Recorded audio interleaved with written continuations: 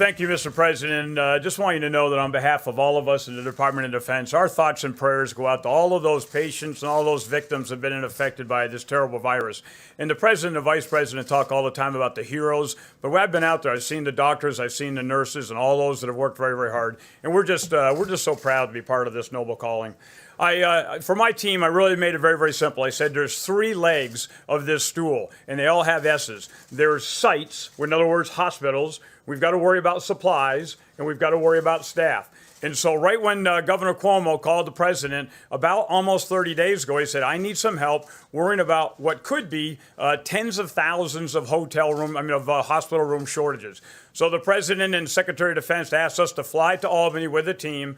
And on the way up, we understood how complex of a challenge this was. And we knew there's no way you can solve a complex catastrophe with a complicated solution. We needed a very, very simple solution to be able to then work with HHS, to be able to work with FEMA, to be able to work with the Vice President's task force, and then to be able to power this down all the way down to the local level. Some of the governors asked us to try to build a hospital in a parking lot or a field in 2 or 3 weeks. You can't physically do that. So what we said was, let's go to where there's an existing facility. And I'm going to kind of make this in 2 big pots. Those that are either hotel rooms or college dormitories, smaller rooms, or those that are in real large areas like field houses or convention centers. And we designed those standard facilities that could be either non-COVID or COVID, and then we got that approved here at the federal government to be able to then power that back down. So we went to Governor Cuomo, and he said right up front, I love the concept, need you in the JAVITS Center, I'm ready to start having you work tomorrow afternoon. So when we flew back that afternoon, the next day, we basically built this standard design and then continued to be able to power it down all the way down through the rest of the team. So I just want to show you a couple slides here, and we'll kind of let you know where we're at right now, Mr. President.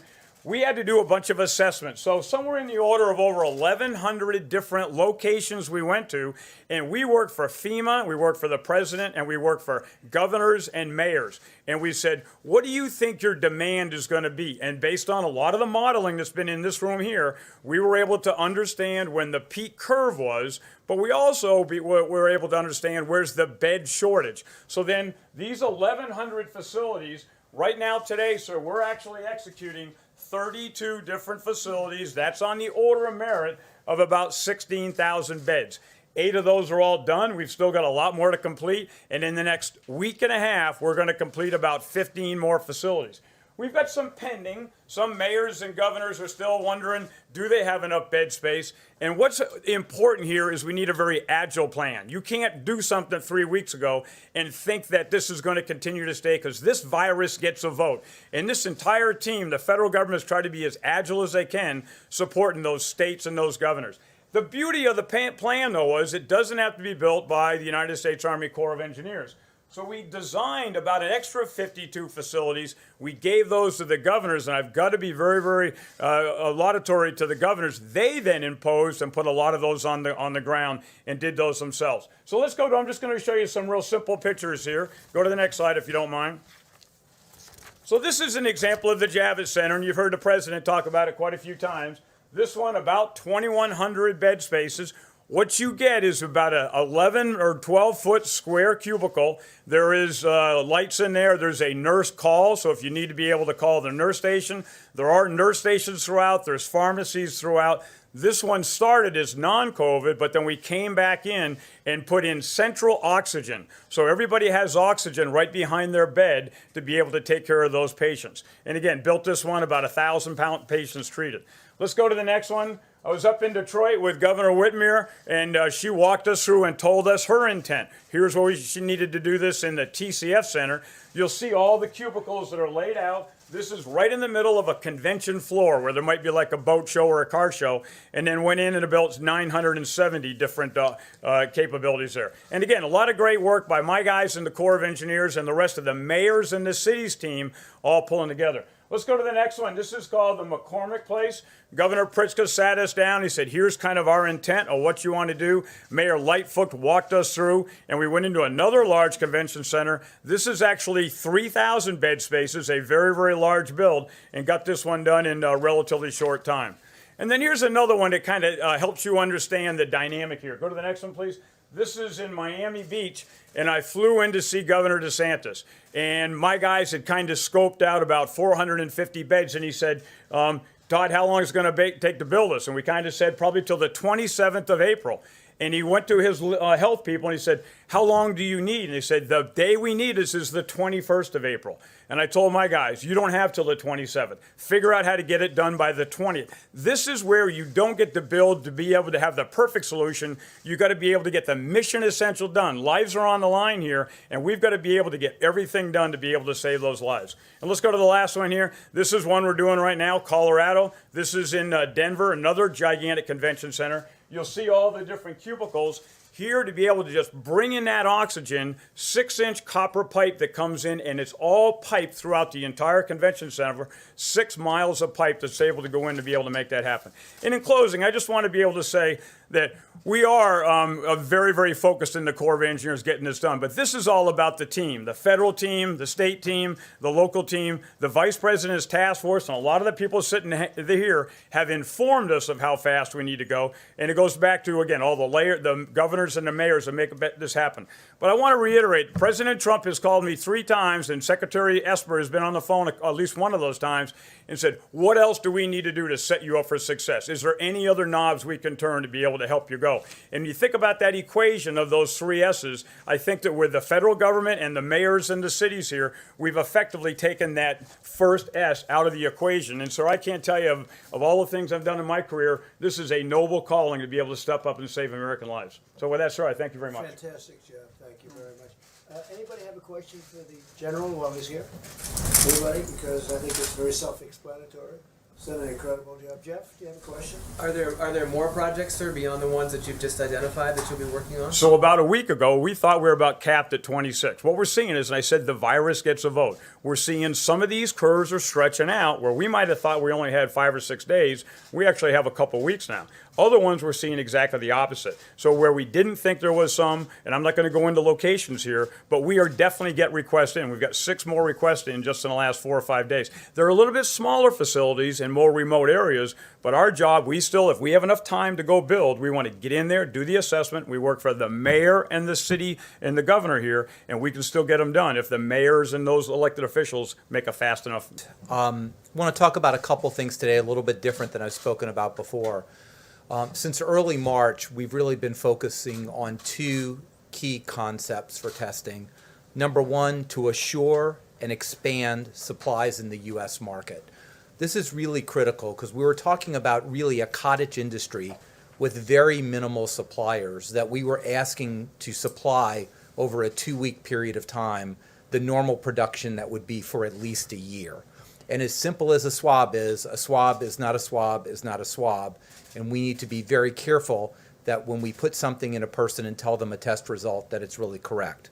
The second component is to secure sufficient supplies at FEMA during this time of peak disease where we could alleviate any maldistributions within the state. This is the FEMA process of requesting and sending things out and also supporting outbreaks.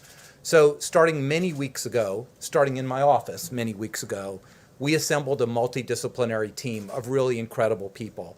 The medical side of the equation, which I represent, the laboratory side of the equation, high-tech side of the equation, logistics and operation. And Brad Smith is his day job as director of the Center for Medicare and Medicaid Services, an incredibly important component of our country's CMS system, building the future healthcare system, but has done a really incredible job operationally and logistically in bringing everyone together. We have focused on every piece of the supply chain that relates to testing, down to the most minute detail, and he's going to talk to you about some of that. But that started in the second week of March with starting an airlift because the only supplier, the main supplier of swabs at that time, was a place in Italy that was completely shut off because of the outbreak in Italy. So Admiral Polubchek arranged Greytail Air Force planes to go to Italy to bring millions of swabs back to Secure. That's just how it started, and it's expanded since then. The second part is we've been really marrying, and this has been the beauty, the logistics and supplies to the overall strategy. 2 pieces of strategy. Number 1, what is the overall testing strategy? And Dr. Birx has had just an elegant strategy in the past, but even more important in the future, when we make sure we take care of indigent populations and those most vulnerable. So the clinical, the contact tracing, and the monitoring of those who are at most risk. We've also married it to the strategy, and you've heard more than you wanted to know about it, that a small machine that's point of care is good for certain things, but it's not going to test 5,000 people over a short period of time. So the small machines, the medium machines, and the large machines, and how to contextualize them. And the third thing, before I give it to Brad, which is very important, and it's really critical, is coordinating the research, the epidemiology, and the FDA regulatory process. And why is that so important? When we started 5 weeks ago, if we wanted to test this many people with the technology we had, we would have used about 80% of the strategic national stockpile in PPE just to do testing. We needed an innovation. That innovation was to be able to test out of the anterior nose with a completely different kind of swab. It sounds very mundane, but if you don't do that, you can't get the testing to scale. That allowed us to really go to widespread testing. Last week, moving to polyester swabs, which is going to open up millions of new swabs onto the market. But that's a regulatory science and innovation step that had to co-occur with this. And with that, I'm going to let Brad talk about some of the details that he has really shepherded over the past weeks in ways that have truly been amazing and incredibly impressive to me. Well, thank you, Mr. President. It's an honor of a lifetime to be here and serving in this way. I've been working under Dr. Birx's and Admiral Giroir's leadership over the past several weeks to help increase the supply of testing across the United States. As you all know, there's really three parts that you need to make the test work. First, you need the machine, which, as Dr. Birx will share more and the President spoke to, we have a very, very large number of those across the United States. It's about making sure that we're taking advantage of them. The second part of the testing is making sure that we have the collection supplies to actually be able to collect the specimen, and I'll talk a little bit more about that. And then the third part is making sure that you have the materials you need to support the machine to ensure that you can actually process the test once it gets to the lab. I'll let Dr. Birx talk more about the machines here in a second, but as you'll see, across the United States, we have a tremendous number. They range in variety. So we have some very small machines that do point-of-care testing. They may do, say, 50 to 100 tests a day. We also have other very large machines that can do several thousand, process several thousand tests a day. On the collection supply piece, I'll talk through a couple different kinds of collection that can be done. So for the nucleic acid test, which are the tests that are currently being done today, you generally need a swab of the nose. To do that, you need the swab, you need the collection tube, and you also need the transport media that it can be transported in. We have a very large number of swabs already in the country, but we have secured an additional 30 million in production that will be ramping up over the next several weeks. One company located in the Northeast, we're going to be using Title III of the DPA to help them build 4 new production lines. They are currently the largest swab producer in the country, and this will help them ramp up their production tremendously to over 20 million additional swabs a month. A second company located in Ohio is currently the largest Q-tip maker in the country. We're helping them convert their line from making Q-tips into making swabs. They are actually ramping up production starting this week of swabs and will be ramping up to over 10 million per month. So in total, that's over 30 million new swabs that will be coming just over the next handful of weeks. The second piece is on the collection tubes. The collection tubes, we've been partnering with Oak Ridge National Lab, a Department of Energy lab based in Tennessee. They have very unique and sophisticated injection molding manufacturing capability, and they are in the process of ramping that up to create collection tubes, and they will be ramping up to over 40 million collection tubes a month here over the next several weeks. In addition to the swabs, we believe that as testing progresses, there'll be other types of testing like serological testing that will occur. And those samples have to be collected in different ways. So many times, some of those tests will require a finger prick. So in addition, we've secured over 17 million lancets, which is what you use for the finger prick, so that we have those available, as well as 17 million alcohol swabs, which is what you need to clean the finger before you do the finger prick. In addition, although folks are not talking about this much yet, we also believe that businesses across the country may want thermometers to test folks as they come into the office. And so we've secured over 650,000 infrared thermometers that states and businesses will be able to access to be able to test folks as they come into work.